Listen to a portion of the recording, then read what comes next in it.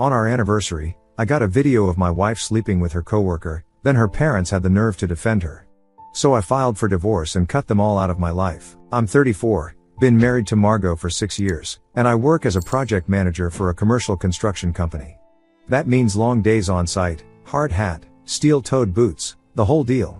It's good money, stable work, and honestly, I loved what I did. Our anniversary fell on a Tuesday this year. I wrapped up an inspection early, stopped by the florist for her favorite peonies, grabbed a bottle of the wine we had at our wedding. I was thinking maybe we'd finally reconnect. Things had been off lately, Margot staying late at the office, barely looking up from her phone at dinner, intimacy down to maybe once a month if I was lucky. I figured it was the promotion. She'd been busting her ass at the investment firm, new responsibilities, new people. There was this guy Hugo she'd mentioned a few times. Just a coworker, she'd said. He's helping me adjust to the new role. I didn't think much of it. Why would I? I was 20 minutes from home when my phone buzzed. Unknown number. The message just said, "Thought you should know." Then a video file. I almost didn't open it. Almost kept driving, flowers on the passenger seat, anniversary dinner on my mind. But something made me pull into a parking lot. Maybe instinct. Maybe stupidity. The video was 17 seconds long. Hotel room. Dim lighting, cheap curtains I didn't recognize. The camera was angled from near the door, like someone had propped a phone against something and hit record. And there she was, Margot. My wife. There. In bed with a man I'd never met but somehow knew was Hugo.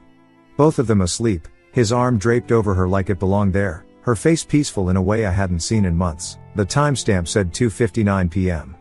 That afternoon. While I was inspecting rebar on the 4th Street project, she was in a hotel room with him. I watched it twice. Didn't blink. Didn't breathe right. My hands didn't shake. My chest didn't tighten. I just went cold. Like someone had flipped a switch and turned off everything warm inside me. I sat there for maybe 10 minutes. Cars passed. Someone honked. I didn't move. Then I started the engine and drove home. The flowers went in the trunk. The wine too.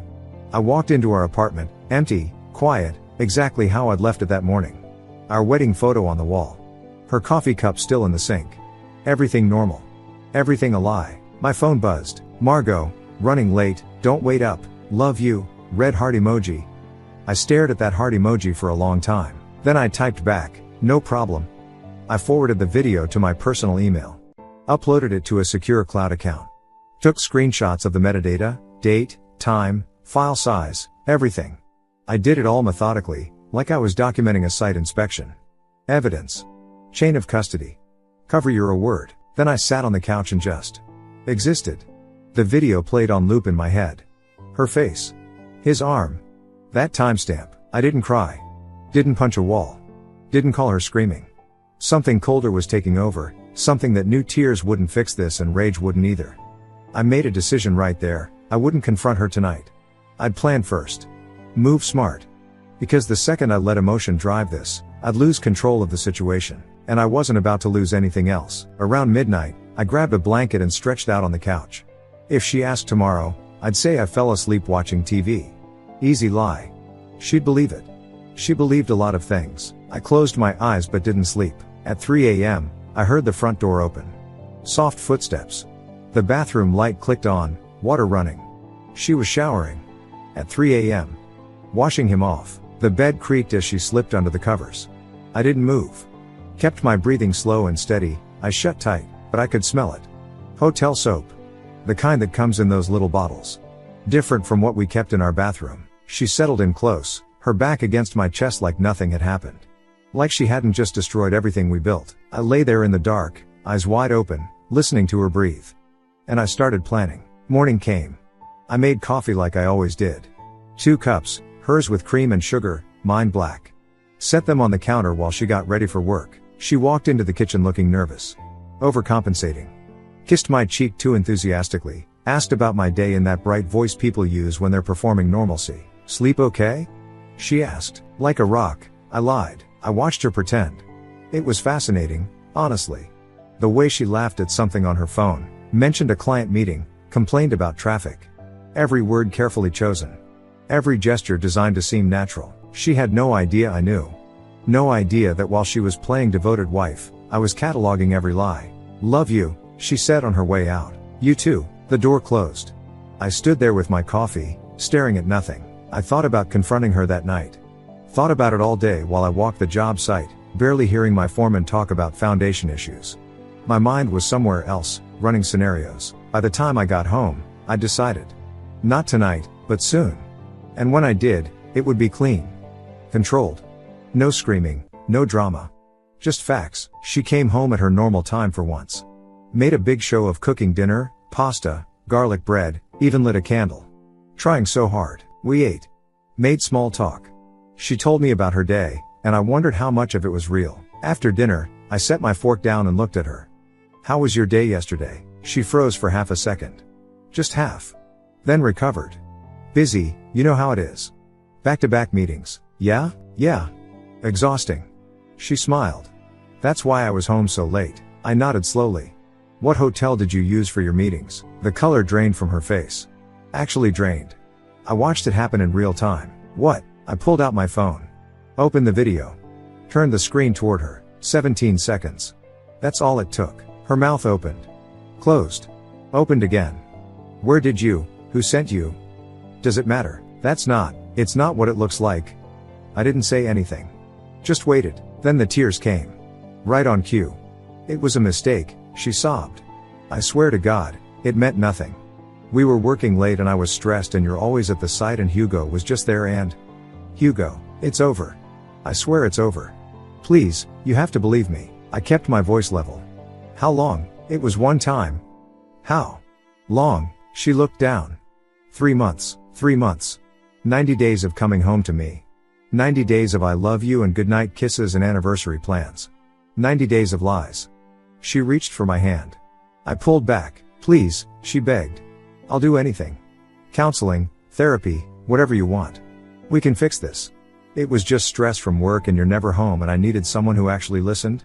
So this is my fault? No. No, I'm not saying that. I'm just... She wiped her eyes. Are you really going to throw away 6 years over one mistake? One mistake. Like she'd forgotten to pick up milk. I stood up. She stood up too, panicking. Where are you going? I need to think. About what? About us?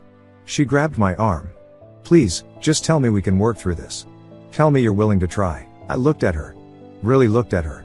This woman I'd built a life with. Who I'd trusted completely. I need time to think, I repeated. Relief flooded her face. She thought she had a chance. Thought thinking meant I might forgive her. Okay, she said quickly. Okay, take all the time you need. I'll be here. I'm not going anywhere. I went to the bedroom. Closed the door. Sat on the edge of the bed. Through the door, I heard her on the phone. Voice low, urgent. Mom? I need you. He found out. I don't know who sent it, but he has a video and, her voice cracked. Mom, you have to help me fix this. He can't leave me. Please. I listened to her cry to her mother for 20 minutes.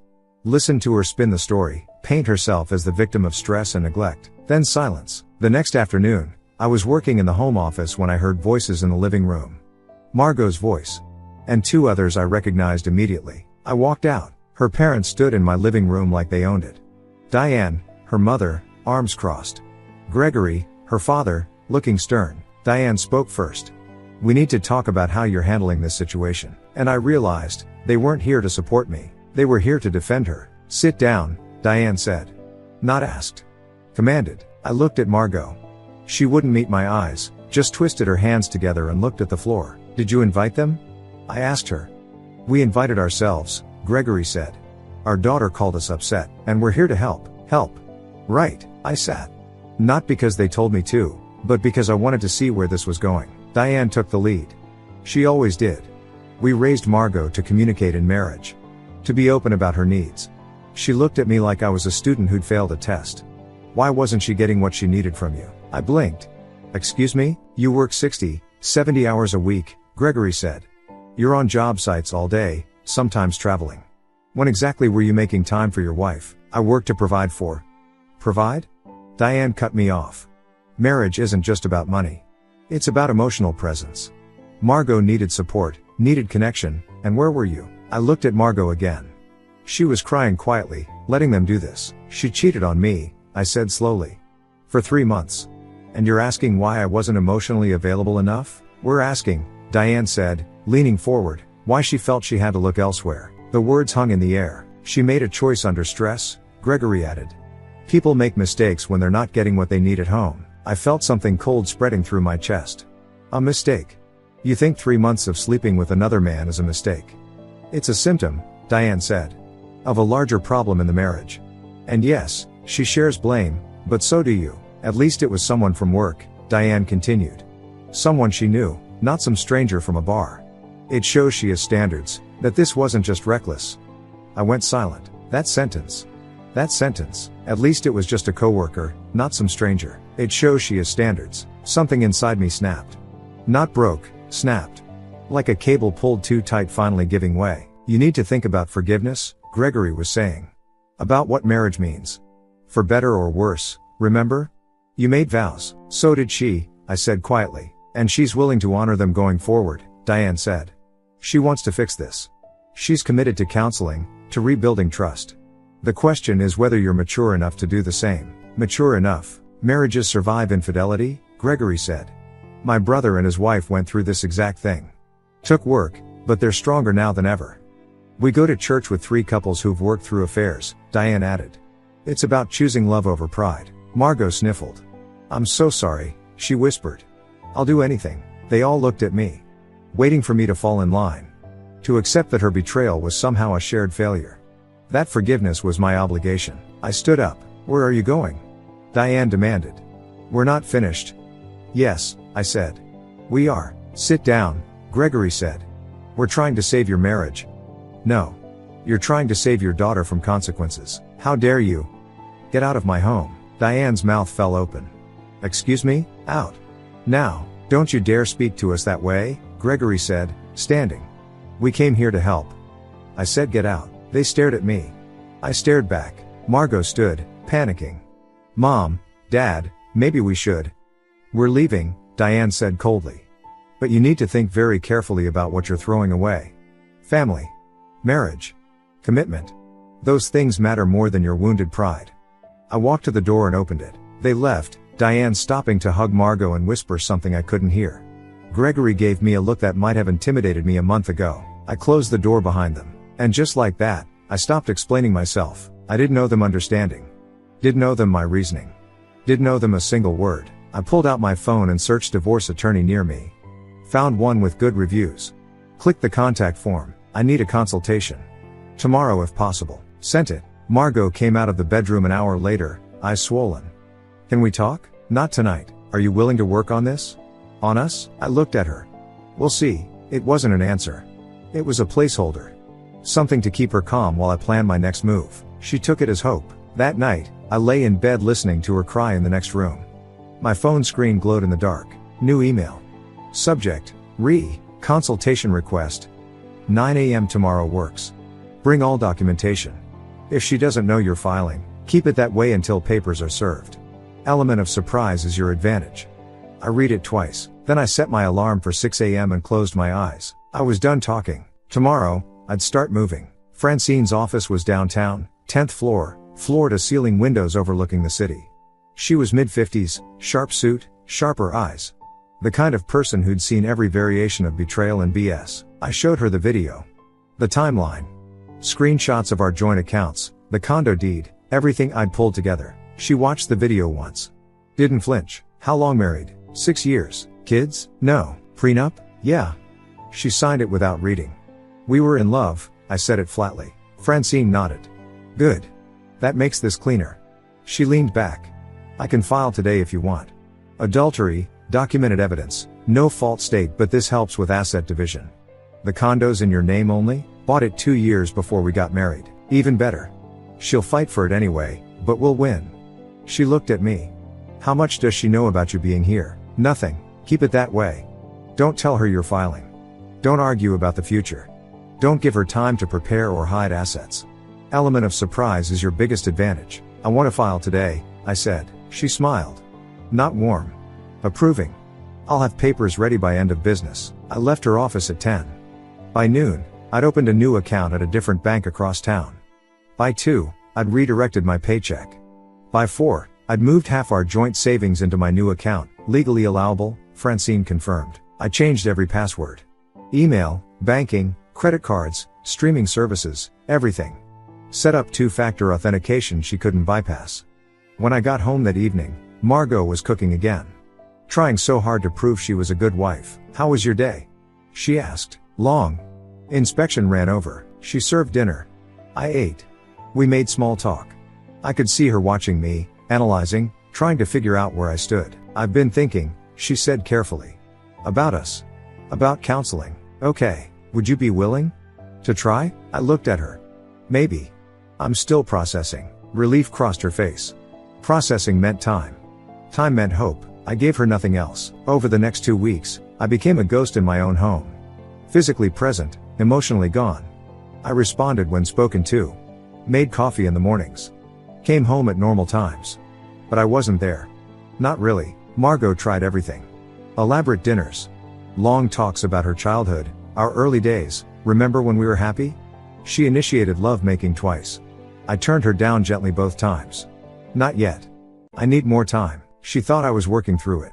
Thought my distance was grief, not strategy. I was moving my life out in pieces. Important documents, birth certificate, passport, title to my truck, went to a safe deposit box at the new bank. Sentimental stuff, my grandfather's watch, photos from before Margot, my dad's old tools, went to a storage unit I'd rented under my company name. Little things disappeared. A box of books. My good suits. The camping gear. She never noticed. Margot's parents called 6 times in those 2 weeks. I let every call go to voicemail. Didn't listen to a single message. They showed up at the condo once on a Saturday morning. I was out at the gym. Margot told me later they'd wanted to talk, to clear the air. I said nothing. Diane texted, "We need to have an adult conversation about this situation." I didn't respond. Didn't block her yet, wanted to see if she'd say something I could use, but didn't engage. She texted again, "Ignoring us won't solve anything. Delete." Francine called on day 12. Process server can hit her office Monday at 2 p.m. Maximum impact, public location, she can't make a scene without witnesses. Do it. I spent that weekend quietly finishing the extraction. Last of my personal items. Anything that mattered. By Sunday night, the condo looked the same to Margot, but everything that was mine, that meant something, was gone. Monday morning, I went to work like normal. She went to her office like normal. At 2 p.m., she'd be served. Sunday night, she tried one last play. We were on the couch, some show neither of us were watching on TV. She turned to me. "I talked to a therapist," she said. "About us. About what happened. She has an opening this week." She took my hand. "Will you come? Please." I looked at her. Those eyes that used to make me feel safe. That mouth that had said "I love you" 1,000 times while sleeping with someone else. "Sure," I said. Her whole face lit up. "Really? Yeah. I'll come." She hugged me, crying into my shoulder. "Thank you. Thank you so much. We're going to fix this." I patted her back mechanically. She had no idea. In 18 hours, the papers would be served. I had no intention of going to therapy. I was already gone. Monday crawled by. I was on site reviewing concrete pours, checking rebar placement, normal routine. My phone stayed in my pocket. I knew what was happening at 2 p.m. Didn't need to watch the clock. At 2:17, my phone started ringing. Margot. I let it ring through to voicemail. She called again.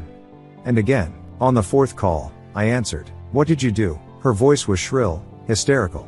I could hear people in the background, office sounds. "Good. An audience." "I filed for divorce," I said calmly. "Without talking to me?" "We were going to therapy. We were fixing this." "No. You were going to therapy." "I was filing for divorce." "You can't just, we need to discuss this. This is our marriage. There's nothing to discuss." I hung up. She called back immediately. I declined it. And the next one. And the one after that. Then I blocked her number. At 6 p.m., I pulled into the parking garage. My spot, my condo building. I'd had the locks changed that morning while she was at work. New deadbolt, new key. I was barely inside when someone started pounding on the door. "Open this door." Margot's voice, screaming. "You can't lock me out of my own home." I set my keys down. Didn't answer. The pounding got louder. I could hear neighbors' doors opening, people checking out the commotion. "I know you're in there." I pulled out my phone and called the non-emergency police line. "Hi, I need an officer at my residence. My ex-wife is causing a disturbance and won't leave the property." 10 minutes later, a cop knocked. I opened the door.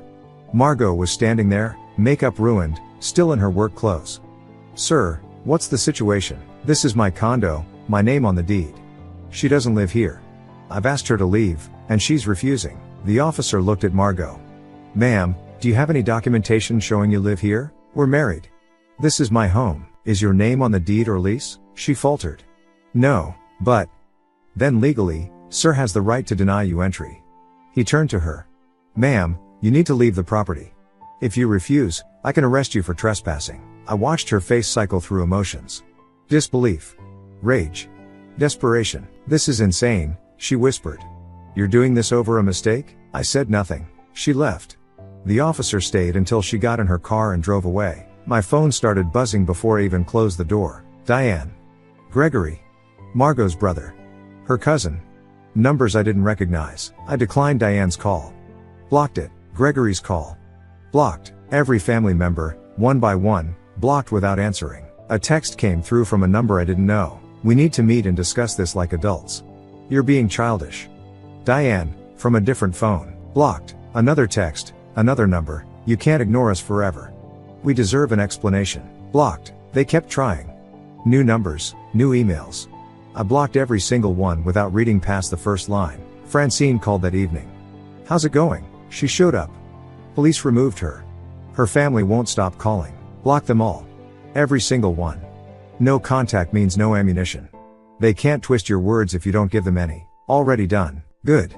She's hired an attorney. Kenneth Wu, aggressive type. He's already sent demands for a meeting to negotiate settlement. Tell him no. You sure? Most people. Everything goes through lawyers. I'm not sitting in a room with her. I could hear Francine's approval through the phone. I'll let him know. The demands started coming through her attorney. Alimony. Half the condo. Split retirement accounts. She wanted to fight, to drag this out, to hurt me however she could. Francine crushed every single demand with documentation. Prenup. Adultery evidence. Premarital asset. We sent a settlement offer. She keeps her car, personal belongings, her own retirement account.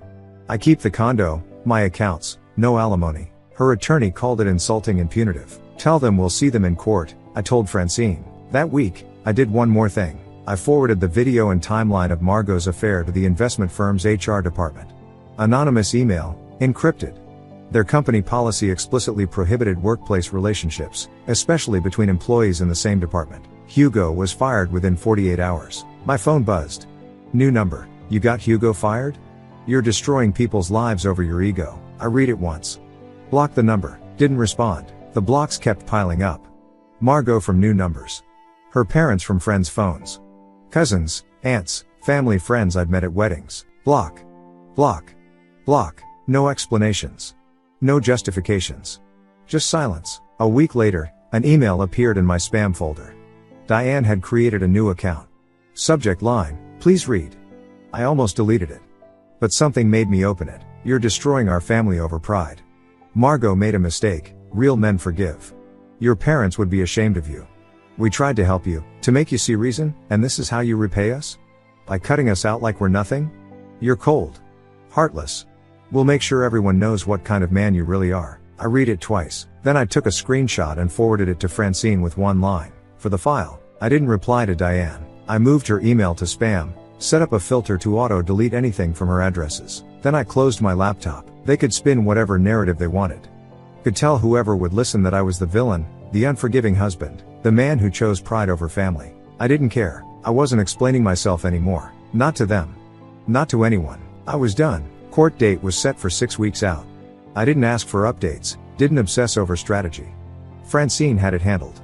I showed up in a suit, sat in the gallery, and waited. Margot's attorney went first.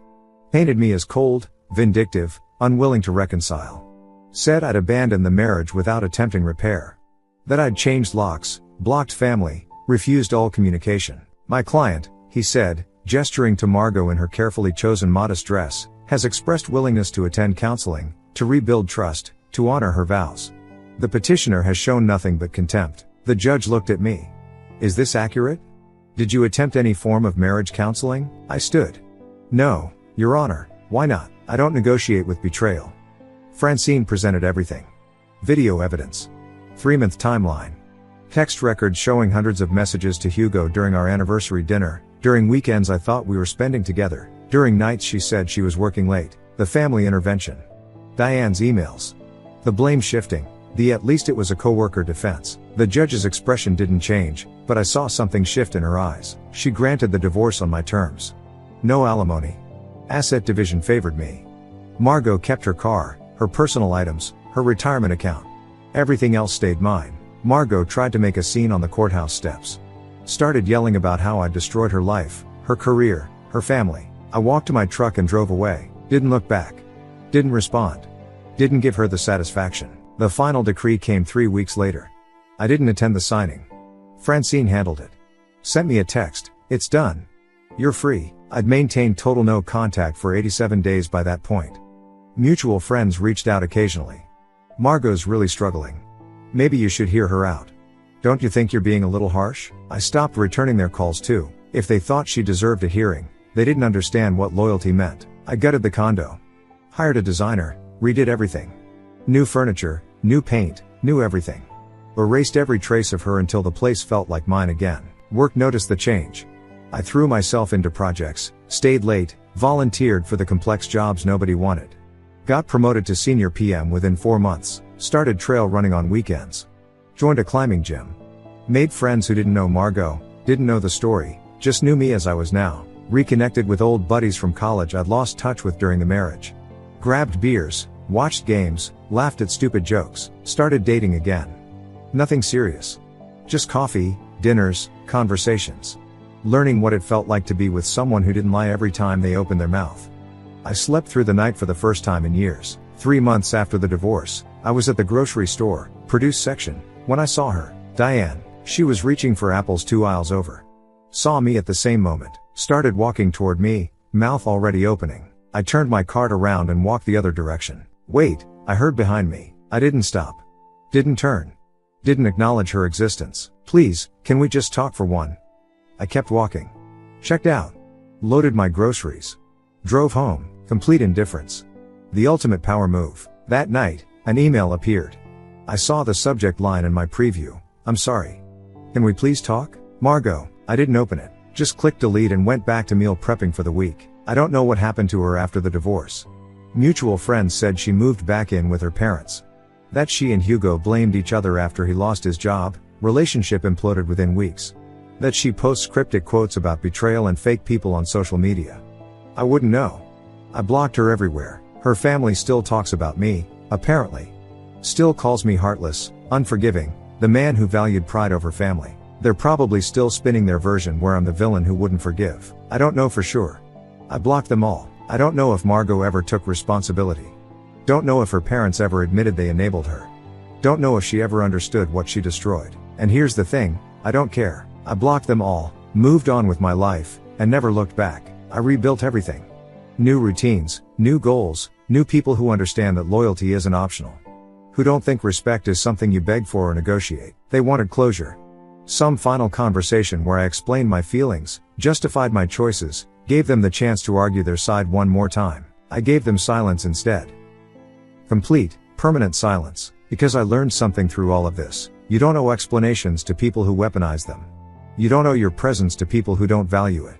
You don't owe forgiveness to people who think you're obligated to provide it. They wanted me to accept disrespect in the name of family. So I chose myself instead. Some people call that cold. Heartless. Unforgiving. I call it self-respect. I'm almost a year out now. Different job title, different social circle, different life. The condo doesn't smell like her anymore. My phone doesn't buzz with blocked numbers anymore.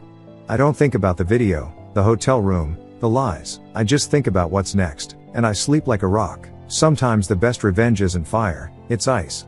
Complete, permanent indifference.